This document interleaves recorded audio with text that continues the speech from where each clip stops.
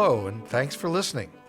I'm Steve Scheinman, president of the Skaneateles Festival Board of Directors, and this is the SkanFest podcast, an interview series for the Skaneateles Festival. We are a summer concert series based in the Finger Lakes region of upstate New York during the month of August. This year, we are presenting our 46th season. On the podcast, we spend time getting to know our visiting artists who travel the world making music of the highest caliber. Walter van Dyk is an actor, singer, and narrator. Born in Toronto, Ontario, Van Dyk studied acting with Uta Hagen in New York and at the Royal Academy of Dramatic Arts in London. He later studied singing at Trinity College of Music in London. Van Dyk has worked as an actor and singer in a variety of dramatic media, including theater, film, television, and radio. He also has forged a career as a narrator, working with musicians in classical and contemporary chamber works. Walter is joining us today as the narrator on Stravinsky's Soldier's Tale this week at SkanFest, and we are very happy to have him with us to talk for a while. Wonderful to be here. Thanks and welcome, Walter. Thank you. So it's very exciting for us to talk with you, as you are a new type of guest. So far on the podcast, we've talked to a whole slew of musicians, from conductors to harpists and violinists and Baroque bassoonists. And you are, in fact, a trained singer, but you're also a professional actor. Correct. Your biography is amazing. I'm looking forward to getting into details. But first, could you give us a bit of background? Where do you come from? What was your introduction to the performing arts? Well, I was born in, as you had mentioned, in Toronto, in Ontario. I don't sound very Canadian, but that's because I've spent the last 40 years of my life in the United Kingdom.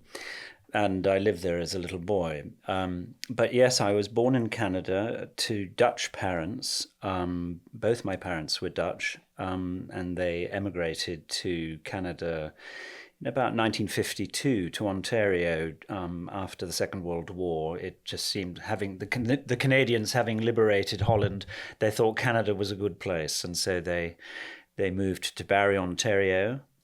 And my father himself was a musician and composer, so music was an integral part of my upbringing. Was there a moment when you realized that you were going to have performing as your vocation? Yes. I think the defining moment for me was, I remember we had moved from Canada to the United States, and we moved around quite a lot. And we lived first in California, and then we lived for about a year and a half in the Midwest in Fort Wayne, Indiana. And I remember watching on the television a production of Shakespeare's The Merchant of Venice with Laurence Olivier and Joan Plowright. And I was about 12 years old, and I just was so captivated by the language. And I was entranced with it. So by the time we had moved to Massachusetts, and I discovered my first acting teacher there, who was also British, but then living in America, I, as a 12-year-old, was invited to go into her barn and do a speech, my own sort of chosen speech from one of Shakespeare's plays. And having just seen The Merchant of Venice, I chose Portia's speech, The Quality of Mercy is Not Strained. And she thought I kind of did it rather well. And so then she had this idea that she invited me to become part of a group where for 2 or 3 years I would perform all the female roles in Shakespeare's plays, as the boys did in Elizabethan England. And I had great fun for a few years, and then at about the age of 15 got my first male role, playing Feste in Twelfth Night. Well, that must have been fun. Yeah, it was great fun. I was very lucky, actually, and I think a lot of young people who go into the performing arts, I think when you find somebody who has faith in you as a promising talent, I think those people, we all remember those people, who had that kind of an influence on us. Yeah. Well, another one was Uta Hagen. And Yes. for those who aren't familiar with her, she was a huge presence in the acting world, both as a performer and as a top tier acting teacher. You were in her studio in New York. Could I you share was. with us what that experience was Yes. like? Oh, happily.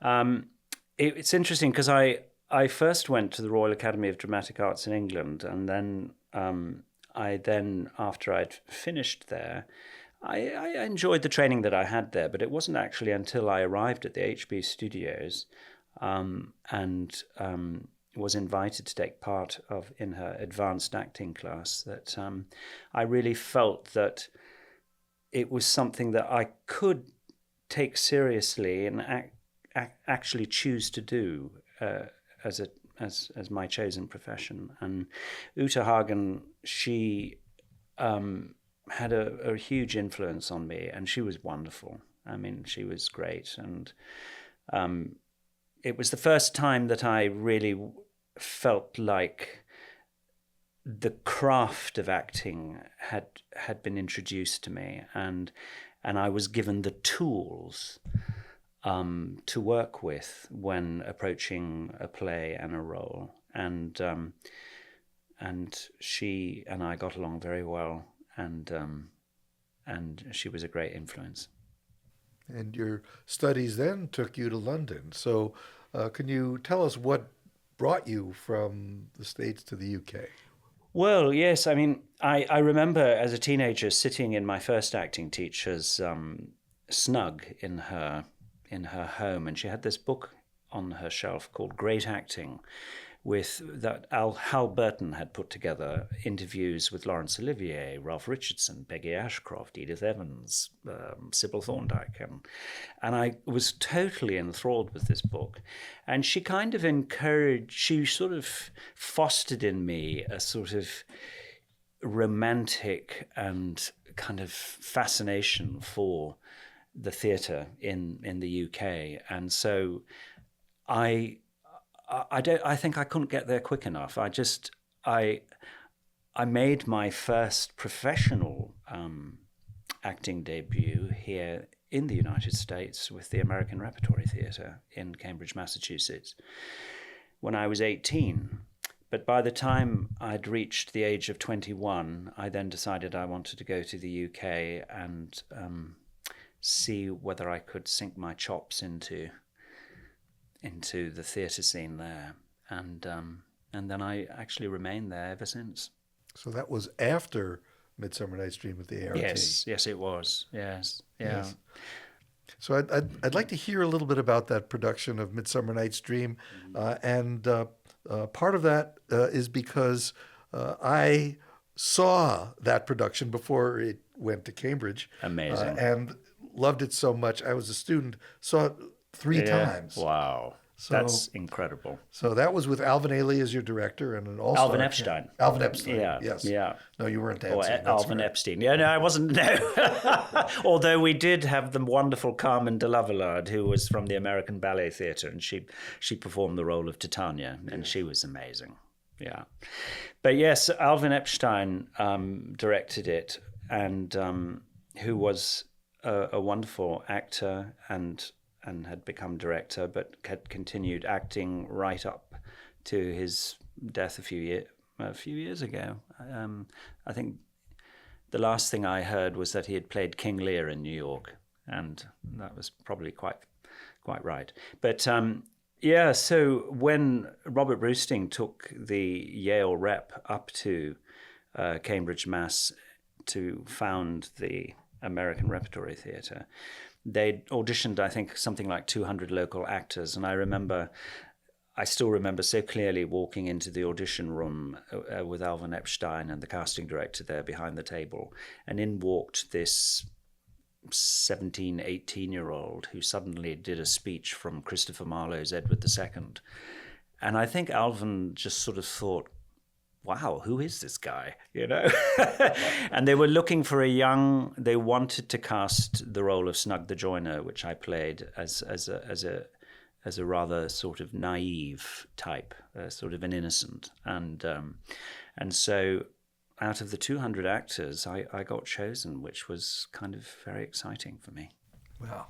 Yeah, it was amazing. I was very disappointed, though, when because I'd heard that Meryl Streep was in the Yale production, which you saw, which I think is amazing. So you actually got to see her as well.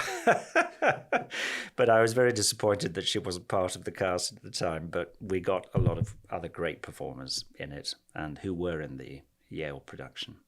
So you made the transition from the States to the UK, but you also, in your career, have made the transition from stage to film and TV. Can you tell us what that transition is like? Yeah.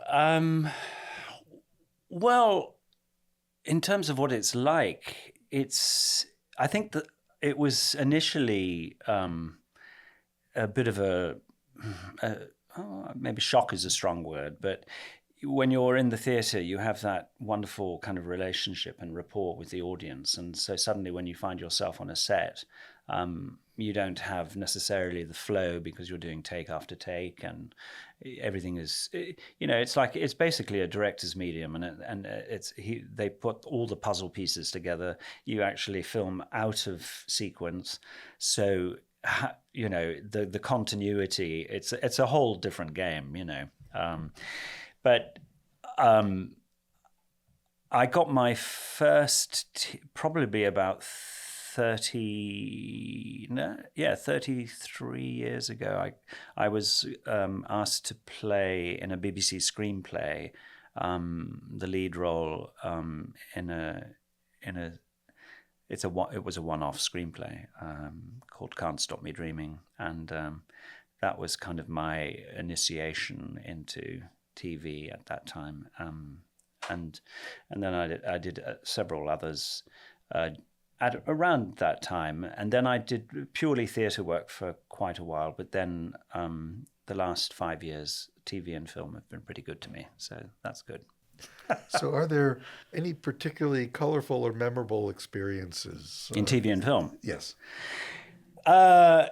Yeah. Or in theatre. Yeah, well, definitely in theatre. I would say some of my favorite experiences have been, I was in a production at the Old Vic in London of a Fado farce, a Flea and Hurrier. That was a lot of fun. A lot of slamming doors and people going in and out of bedrooms. That was great fun. And directed by a wonderful director by the name of Richard Eyre, and I have also, because I trained as a singer at Trinity College of Music and decided not to go into opera.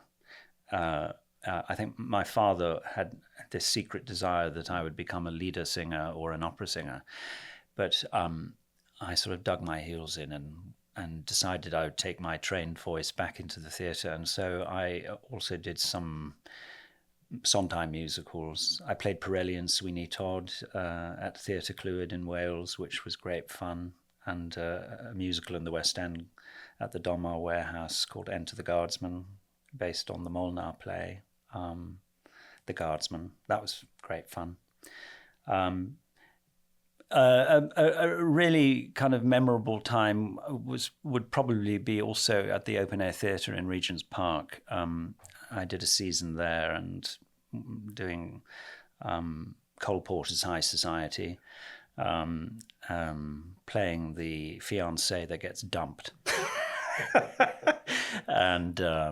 and also Two Gentlemen of Verona, in which I played the Duke of Milan. That was great fun, and it was actually, that was quite a kind of meaningful time for me as well, because I remember for the press night of Two Gentlemen of Verona, two dames of the British Theatre came to see it, Maggie Smith and Judi Dench, and so when I went to the theatre bar afterwards, I was rather delighted to mix with them and chat about the show. Well, I can imagine. Yes. You're not going to forget that. No, it was great. Is there anything different about acting on stage in Britain versus the States? That's an interesting question.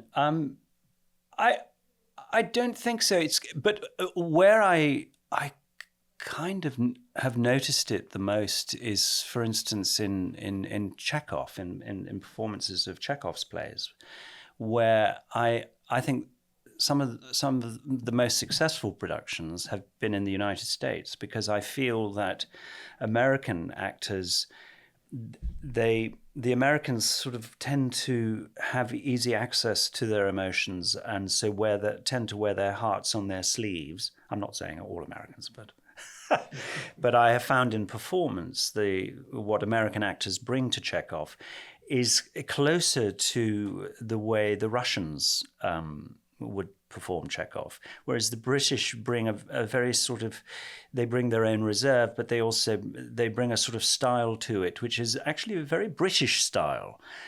But I think the Americans are closer to it, you see. So I think in that, but I think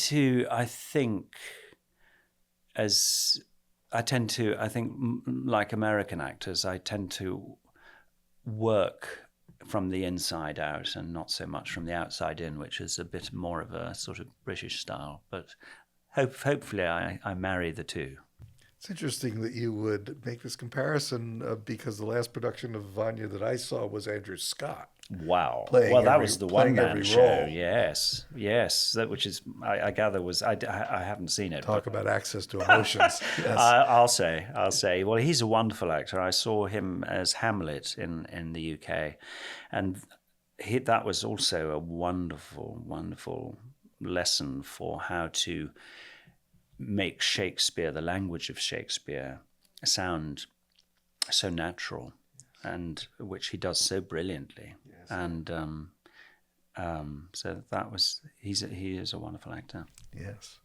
Are there any figures you look to for inspiration in your work? I would say pretty much my first go-to is Uta Hagen. Because any time that in terms of my work, any time that I approach a script or a role, it's really that's my starting point. And but over the years, watching other great performers, great actors on stage, you learn from them, hopefully, and you pick things up, and so. There have been a number over the years that have had an influence on me, I would say. But Uta Hagen is my first go-to. And the work itself, tell us about what it is in the work that keeps you moving in this crazy life with travel and schedules. Well, I don't really know. I mean, I'm 64 now. I don't really know what else I would do.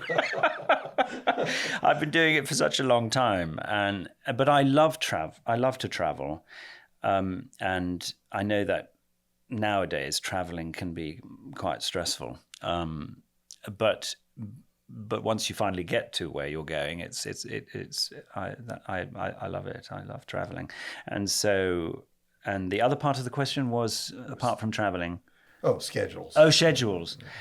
Oh, I don't tend to have a problem with that, because actually there are actors who sort of define themselves only when they're working, and they feel rather lost when they're not working. But I don't feel like that at all, because I enjoy life, and life informs art, and art informs life, and so I very happily embrace the times that I'm also unemployed. And you've made quite a specialty of being a narrator for classical music. Yes. Can you tell us how that happened? Yeah, it was in '97, I think. A pianist by the name of William Howard from the Schubert Ensemble of London.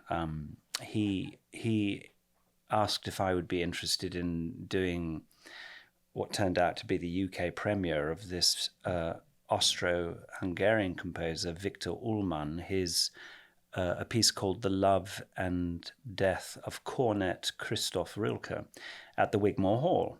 And so I leapt at the chance. He showed me the score. I loved it. He played the music to me.